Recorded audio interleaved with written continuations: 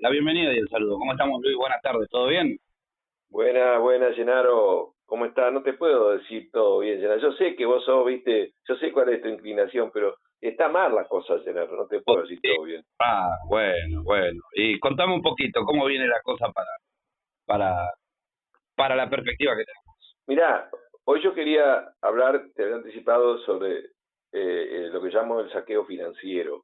Te explico un poco por qué hablo de esto, porque eh, eh, en otros momentos también he dicho de que nosotros en Argentina tenemos un país que es privilegiado, inmensamente rico por todos los recursos que tiene, recursos que, bueno, que permitirían vivir dignamente a todos. Somos pocos en realidad en relación a los que viven en el mundo, somos 50 millones sobre 8.200 millones, no somos nada, y tenemos uno de los territorios más extensos, pero más variados en riqueza para producir alimentos, para producir energía, todo, ¿no? Ahora, ¿por qué vivimos como estamos viviendo? Miserablemente la gran mayoría de la población y cada vez estamos peor. Porque, bueno, yo insisto, ¿no es cierto? Somos un país inmensamente rico, pero inmensamente saqueado. Y las dos patas que tiene este saqueo que nosotros venimos sufriendo desde la década 90 muy fuerte, son lo que llamo el saqueo material y el saqueo financiero. El saqueo material es la pérdida permanente de recursos que nos dan la naturaleza, los bienes comunes que disponemos y que nos saquean las grandes corporaciones. Y el saqueo financiero tiene que ver con la pérdida de los recursos monetarios que concentran los sectores minoritarios y que se los llevan afuera. Y que en última instancia, en los últimos 2 años, esto se ha agudizado, lo que yo llamo el plan masacre, ¿no es cierto?, porque profundiza ambos saqueos. Pero yo quisiera hablar ahora del saqueo financiero, en qué consiste y por qué eso nos está afectando a los argentinos y por esto nos está poniendo también en un futuro tremendamente horrible si las cosas continúan así, ¿no? Este saqueo financiero consiste en que la riqueza que se genera en Argentina monetariamente se va concentrando dentro del país en un sector cada vez más reducido y más poderoso, pero que después se lleva esa riqueza dineraria, se la lleva al exterior. Ahora, ¿cómo logra esa riqueza? ¿Cómo logra concentrar eso? Bueno, desarrollando actividades monopólicas, son las empresas más poderosas de la Argentina, la mayoría extranjera, y con actividades de especulación financiera. El principal mecanismo que tienen de especulación y de enriquecimiento usurario que tienen estos sectores es lo que se llama la bicicleta financiera. Hoy se habla de otra, digamos, con otro vocablo, ¿no es cierto?, el carry trade. Pero es lo mismo, ¿no es cierto? Porque esos sectores que concentran monetariamente esta riqueza, para llevársela al exterior, no se la pueden llevar en pesos argentinos, tienen que llevársela en dólares.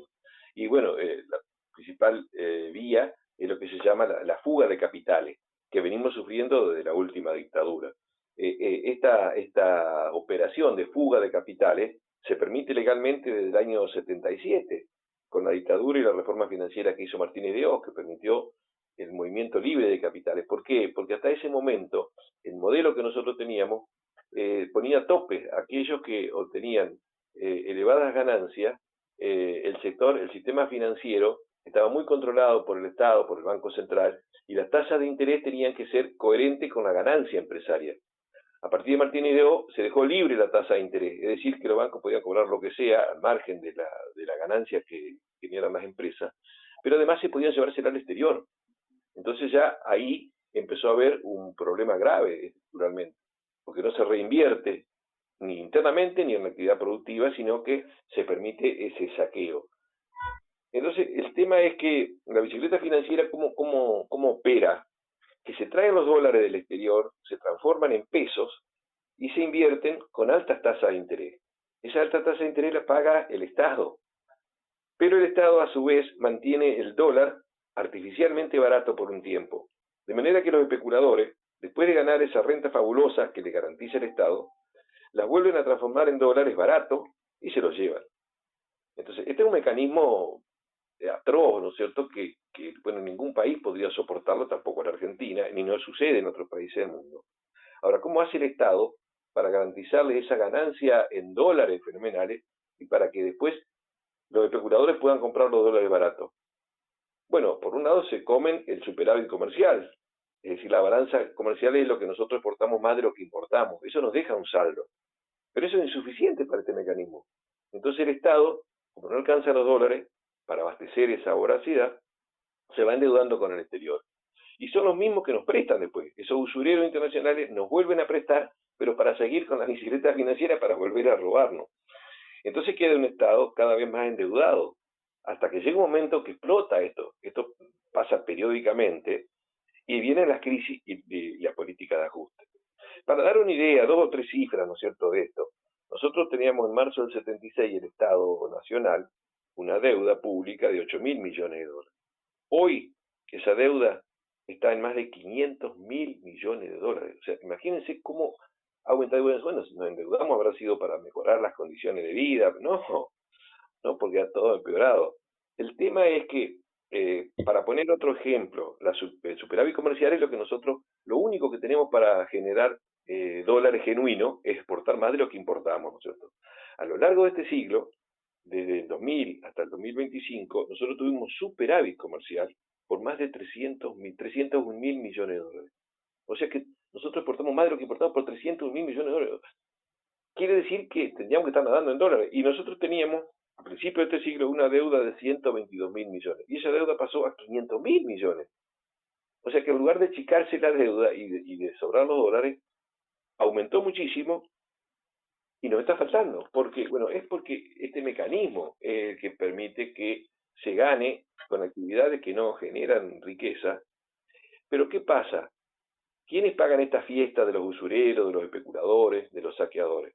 Y después se vuelca sobre la mayoría de la sociedad, porque es el Estado el que queda endeudado.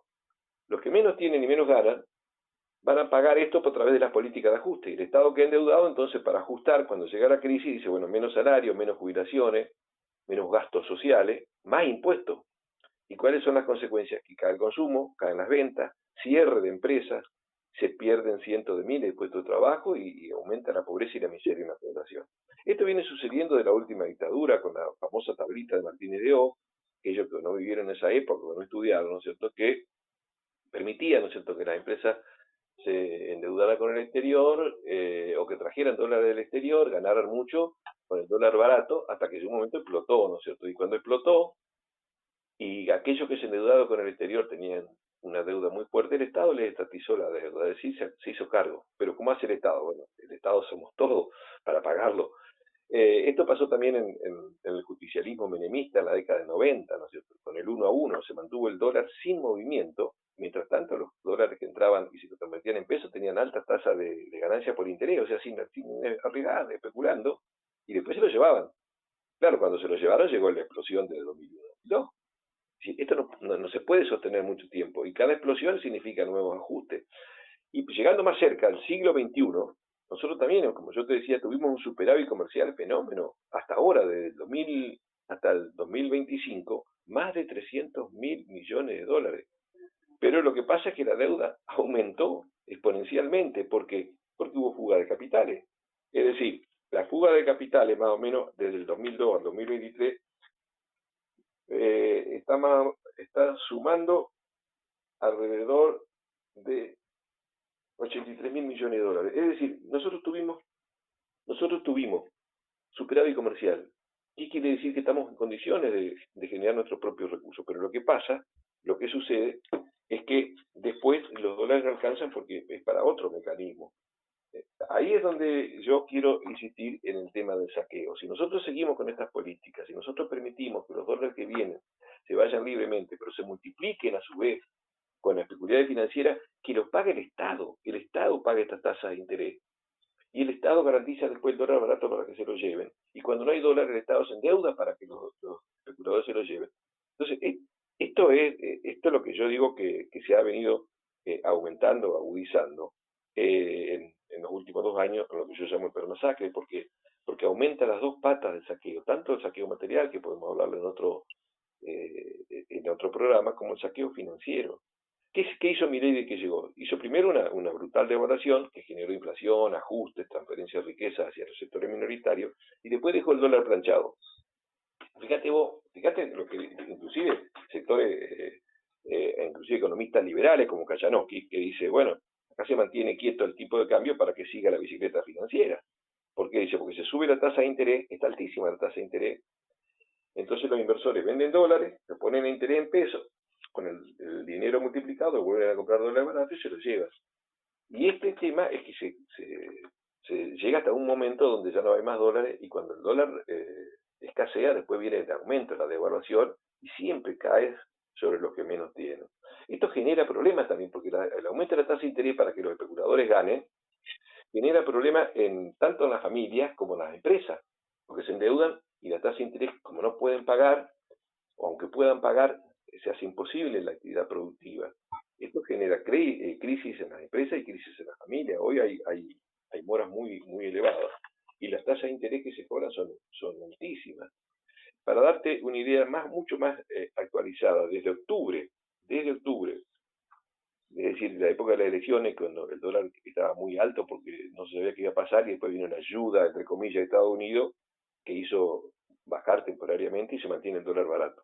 Desde ese momento hasta los que pasaron en dólares en ese momento hasta ahora, están ganando una tasa que llega a 5%, 5 al 6% mensual en dólares. 5 a 6% mensual en dólares. Es decir, cuando en Estados Unidos esa tasa es del 1% anual. O sea, para dar una idea de las cifras fabulosas que no se ganan en ningún lugar del mundo. Entonces no hay ningún país que pueda sostener esta multiplicación de ganancias encima en dólares. Entonces, ¿qué sucede? Y bueno, el Estado se endeuda. Y ya avanzó durante el año pasado la fuga de capitales, llegó casi a 40.000 millones de dólares. En un año, fuga de capitales. Esos 40.000 millones, o 38.000 y pico, casi 40.000 millones, equivalen a un montón de gastos que hace el Estado, es mucho más de lo que el Estado, por ejemplo, lo que todas las provincias reciben por coparticipación, es mucho más que los 12 proyectos de inversión que se aprobaron por el RIGI, es decir, nosotros por un lado estamos haciendo concesiones a empresas extranjeras para que vengan a saquearnos, ¿sí? Para que traigan, no sé, 2.000, 3.000, 4.000 millones de dólares, y le estamos diciendo a los jugadores, a los que fugan capitales, estamos garantizando casi 40.000 millones de dólares en un año. Para que se entienda, le doy cifras, por ahí está medio perdido porque en un programa radial no se puede entender, pero acá no estamos hablando de cifras chicas, el saqueo es fenomenal. Eh, me equivoqué cuando hablaba de la fuga de capitales a lo largo de este siglo, pero 370.000 millones de dólares. Si nosotros hubiéramos tenido esto, hubiéramos evitado esa riqueza que se genera acá adentro por lo que se va, y si lo hubiéramos reinvertido, tendríamos una capacidad productiva, tendríamos empleo, tendríamos calidad de vida, tendríamos una situación extraordinaria, fabulosa. Y bueno, esto es básicamente un poco el panorama de lo que es la bicicleta financiera, que hoy por hoy está más vigente que nunca, está más viva que nunca.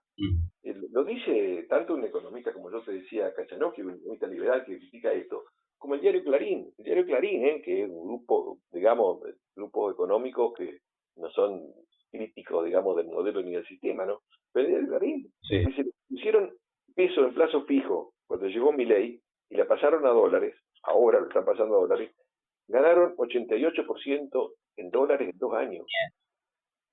Esa ganancia no la tiene en ningún lugar del mundo. Yo creo que no sé, ni traficando armas o droga. Y no. Esa ganancia se lo está garantizando el Estado argentino.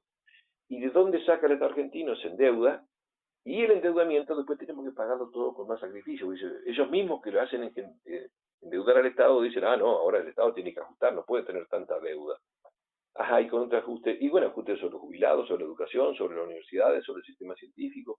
Es decir, hay un programa y hay un proyecto, yo llamo el Plan Masacre, que lo que busca está elaborado por sectores poderosos del capital financiero internacional, que no les interesa el bienestar de los argentinos, ni les preocupa mantener la integridad del territorio, ni la soberanía, les interesa el saqueo, ¿no es cierto? Ya lo han dicho cada vez con palabras más claras y más abiertas, los recursos estén donde estén, que pertenecen a ellos, y nosotros tenemos un presidente que nada más que con el afán de quedar en el cargo donde está, entrega todo lo que le pide, ¿no es cierto? Entrega sin ningún tipo de contraprestación. Y el resultado es que la sociedad se va degradando, aumentan las condiciones de vida en supervivencia, en pobreza, en indigencia, en empleo precario. Se han perdido casi 300.000 empleos formales, 300.000 empleos formales en 2 años, 300.000 familias en la calle. Esos empleos formales que se pierden no se consiguen nunca más, ni siquiera informales se consiguen. Y el tema es que perspectiva es que se anuncia más de lo mismo. Al contrario, las reformas que se están llevando a cabo, que las pidió el Fondo Monetario, que es el organismo que representa los intereses del capital usurero internacional, las reformas son hacer que los trabajadores sean esclavos, pierdan derechos, que los jubilados se mueran antes, pierdan derechos y pierdan ingresos, y que los impuestos no los paguen las corporaciones, sino que los paguen los que menos tienen. O sea que es un plan macabro. Y uno utiliza esos términos muy simples, porque si no, el vocabulario técnico a veces lo que hace es ocultar estas cuestiones, detrás, bueno, de las palabras difíciles, de lo de qué más raro, y no muestra lo que significa en realidad. Nosotros tenemos que estar viviendo lo más bien. Nosotros tenemos capacidad productiva para producir alimentos, para producir energía, para producir vivienda, para que todos tengan una vida digna, para garantizar eso que dice el artículo 14 de la Constitución, el 14 de la Constitución, para que todos puedan vivir bien. Tenemos capacidad. Y hemos estado también. Yo vengo de otro mundo, ¿no es cierto? Que vos no conociste, Genaro. A pesar de mi corta edad, viví en los años 60, 70, y era otro mundo, porque teníamos la población mayoritariamente, casi no había pobreza, casi no había desempleo, pero el empleo era empleo formal con todas las de la ley. ¿Por qué nosotros tenemos que sacarle derecho a los trabajadores? Justamente cuando hoy hay más tecnología y son mucho más productivos, le vas a sacar derecho, en lugar de 8 horas diarias, le va a hacer trabajar 14 horas diarias, le va a bajar el salario, le va a bajar la indemnización. ¿Por qué? ¿Cuál es el motivo? Bueno, tiene que ver con esto. No hay una explicación por el lado de que, bueno, sufrimos una guerra, una catástrofe natural gigantesca. No. La catástrofe que tenemos es este tipo de política que no nos anticipa nada bueno.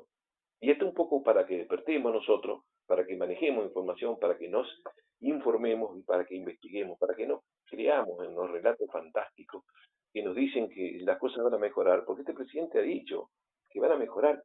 ¿Por qué van a mejorar? A ver, ¿virtud de qué? Dice que no hay déficit, es verdad, porque hay déficit también ocultando, pero dice que no hay. Bueno, si no hay, y si eso mejoraría, ¿por qué estamos cada vez peor? Y el tema es que vamos a estar cada vez peor porque cada vez estamos más endeudados y los acreedores nos van a decir, bueno, muchachos, nos entregan todo, nos entregan territorio, nos entregan empresas públicas, y no tienen por qué gastar en gastos innecesarios, en ciencia y técnica, en educación, en universidad, ¿no? ¿Para qué? ¿Para qué? Es decir, no tienen ningún interés los que definen el rumbo de la Argentina hoy. Y esto un poco tenemos que despertarnos para que empezar a entender que si nosotros no nos preocupamos para definir nosotros el rumbo, nadie lo va a hacer por nosotros, por lo menos pensando en nuestros intereses. Este es un poco el panorama muy, muy apretado de lo que es el saqueo financiero, que es parte del saqueo de Bien. la Argentina. Bueno, Luis, siempre es un honor haber tenido su palabra y su columna de economía acá. Nos vamos a reencontrar nuevamente la semana que viene, Luis.